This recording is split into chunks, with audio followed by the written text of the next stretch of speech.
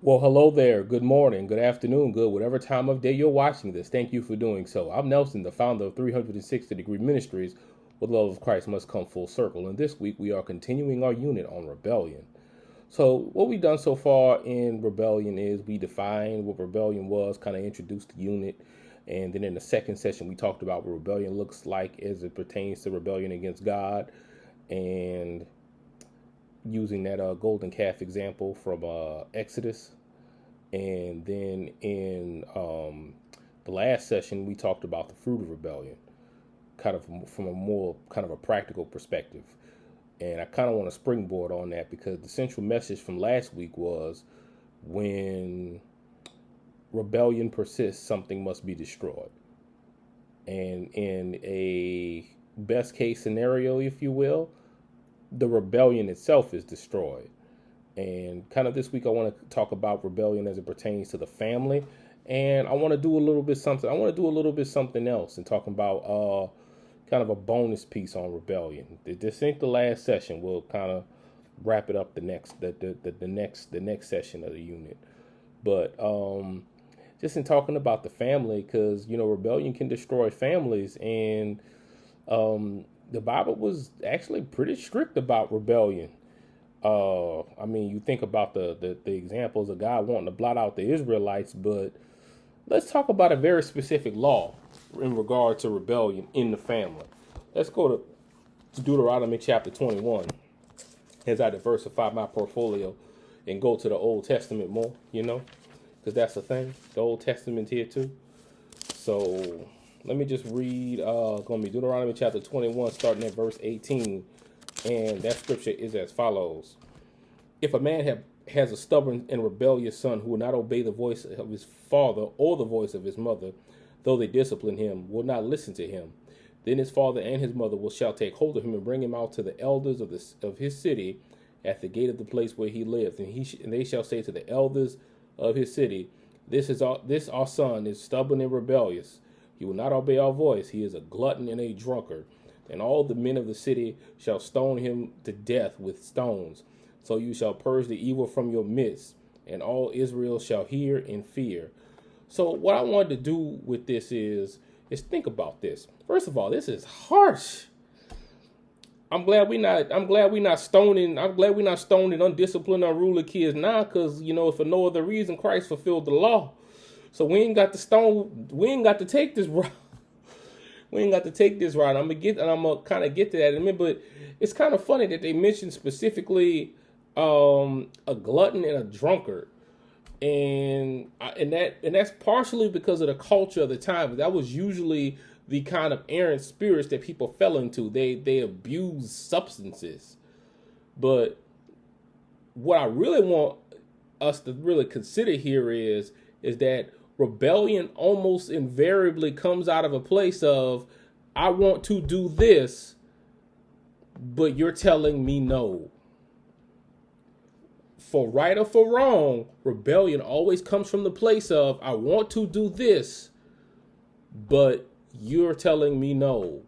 And in this particular case, it was kind of a spiritual dominion that led to the rebellion, but it doesn't have to always be that way. So let me kind of move forward with this a little bit. Let me just move forward with this a little bit, because there's kind of another example that's not as harsh. And for that example, we're going to go to Proverbs chapter 29. More Old Testament. There's more Old Testament.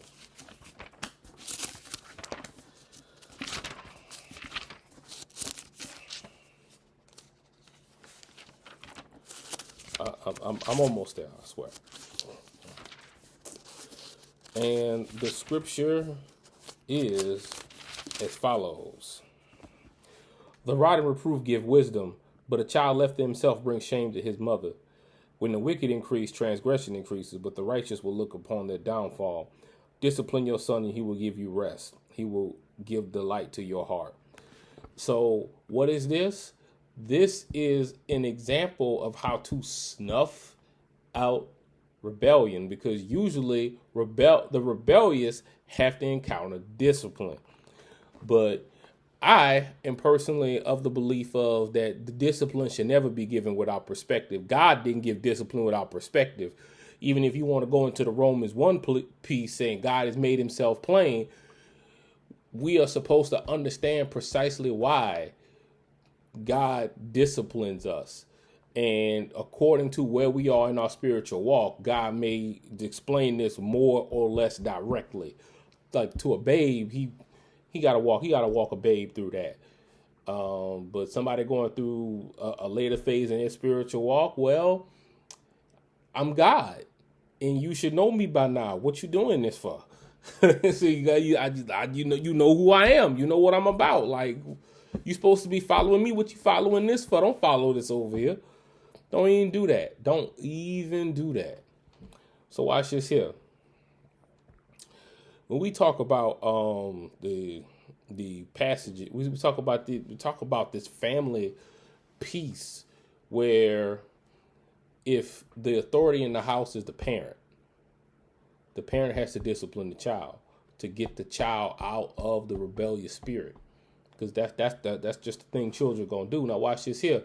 We have to also understand that the definition of rebellion is going up against an authority. So for those of you who have moved out of your parents' house and you've gotten autonomy over your little practical business, God is your authority. Your parents may have more wisdom than you, but God is your authority. And in honoring God, you honor your parents as an adult. If you a kiddo and you listening to this and you got something you ain't listening to for your mom or your dad, go apologize to your parents right now and ask them how to guide you. And parents, if you listen to this, go find your kid and go guide them. Over here giving parental advice. All right. But we have to give perspective. We have to give perspective with the discipline. And for this, I'm finally going to go to the New Testament. And it's just the Ephesians chapter 6, verse 4 piece. Y'all know where I'm going with this. Most of y'all done read this, familiar with it. It's fine, but we gonna do just a little bit over here, and then I'm gonna kind of go into my little bonus piece, because I really want to go into the bonus piece because I'm actually kind of excited to talk about that. The one I have been alluding to since the beginning of the unit. But Ephesians 6, verse 4 is as follows. Fathers, do not provoke your children to anger, but bring them up in the discipline and instruction of the Lord. So, discipline with perspective.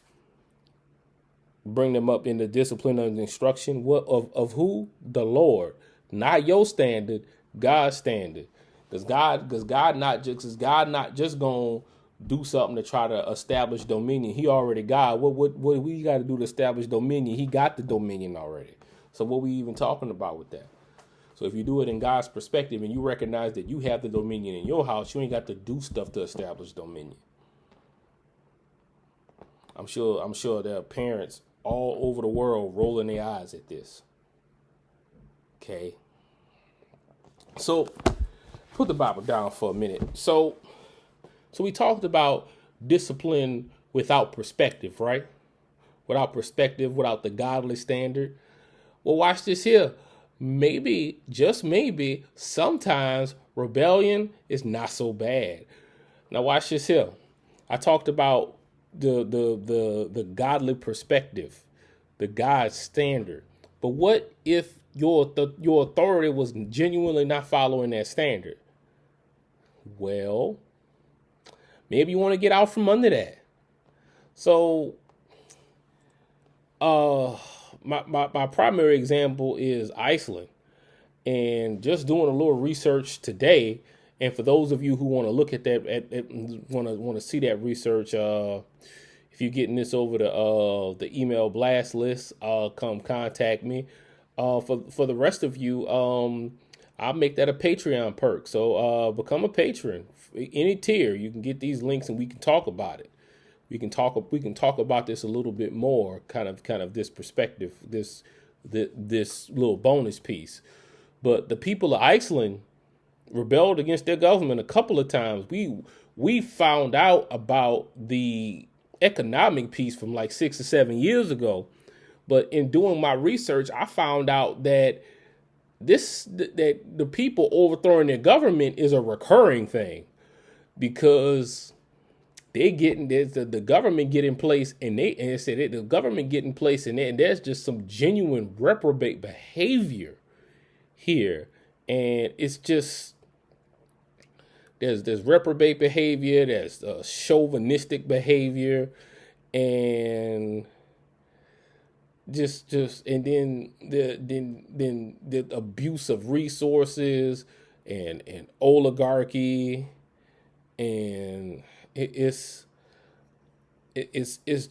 just bananas. There was no equity between men and women in Iceland, and even there's even a case of, there was even some clamoring about that the prime minister's father, who had a whole bunch of economic influence in the country, he wanted to, quote, restore the honor of someone who was convicted of child molestation. Those of you who know where I'm about to go with this, let's do the little Bugs Bunny GIF thing. No. And that's exactly what happened. The people looked at what was going on and they were like, no.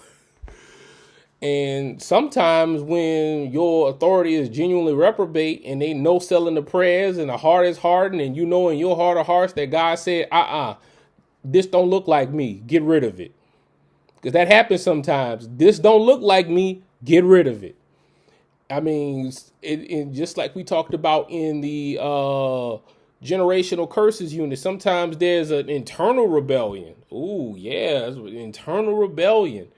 And God said, this don't look like me, get rid of it. In general sin, this don't look like me, get rid of it. You ain't never, I guess some of you looking at me like, huh? But yeah, you can rebel against something from within or something from without that genuinely does not look like God. And watch this here. The alternative is your destruction. When the alternative is your destruction, it's time to get on down the lane and roll out that piece. Like, no, that's not what we about to do here. No, we ain't about to do none of that. None of it. So, yeah, that was good. I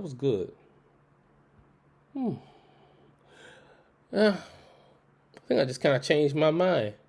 I think I'm gonna wrap the unit up there. I think we good with that little part. I know I normally try to do the 5-session structure, but ain't nothing else to add to that. There's nothing else to add to rebellion. When rebellion persists, something must be destroyed, and sometimes that thing being destroyed is a good thing. But for all the other times, don't rebel. It's a bad idea. Rebellion against God is a bad idea. It's just a bad idea. I'm not sure what the next unit gonna be just yet. I might announce it on my Facebook fan page. Link to my pages in the description. Give me a like. Give me a like. I post other things over there as well. But what I do know is that the next Friday feature is not going to go up until February 12th. Taking next week off. Got some logistical things I got to take care of, but the next Friday feature will be posted on February 12th, topic pending. I love each and every one of you, and there's nothing you can do about it. God bless you. Take care of yourselves. Take care of one another. Tell me how I did. And have a great weekend, folks.